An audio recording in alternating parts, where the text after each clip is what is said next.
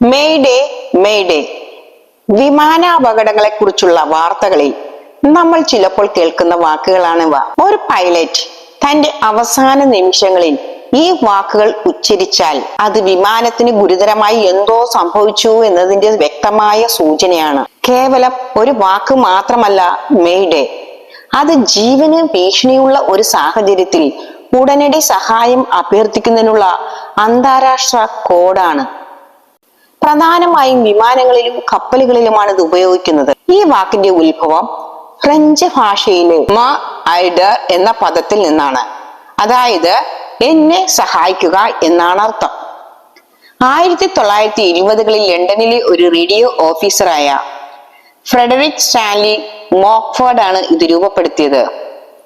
അക്കാലത്ത് Morse കോഡിലെ SOS signal ഉപയോഗിച്ചിരുന്നുവെങ്കിലും radio ഫോണിൽ വ്യക്തമല്ലാത്തത് കൊണ്ട് വോയിസ് കമ്മ്യൂണിക്കേഷന് കൂടുതൽ അനുയോജ്യമായ ഒരു വാക്ക് ആവശ്യമായി വന്നു.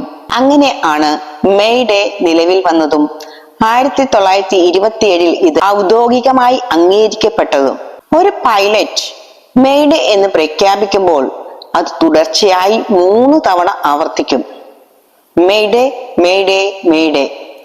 ഇത് ആശയക്കുഴപ്പം ഒഴിവാക്കാനും ഒരു യഥാർത്ഥ അടിയന്തരാവസ്ഥയാണെന്ന് വ്യക്തമാക്കാനുമാണ്.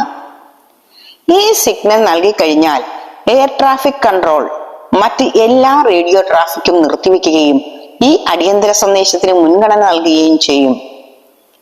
തീപിടുത്തം, എഞ്ചിൻ തകരാർ, നിയന്ത്രണം നഷ്ടപ്പെടൽ തുടങ്ങിയവ ജീവന് ഭീഷണി ഉണ്ടാക്കുന്ന സാഹചര്യത്തിലാണ് ഇത് ഉപയോഗിക്കുന്നത്. അത്ര ഗുരുതരമല്ലാത്ത ഒരു അടിയന്തരാവസ്ഥയെ സൂചിപ്പിക്കുവാൻ പാൻ പാൻ എന്നൊരു സിഗ്നൽ കൂടിയുണ്ട്. ചെറിയ സാങ്കേതിക തകരാറുകൾക്കോ മെഡിക്കൽ അത്യാവശ്യങ്ങൾക്കോ ആണ് ഇത് ഉപയോഗിക്കുന്നത്.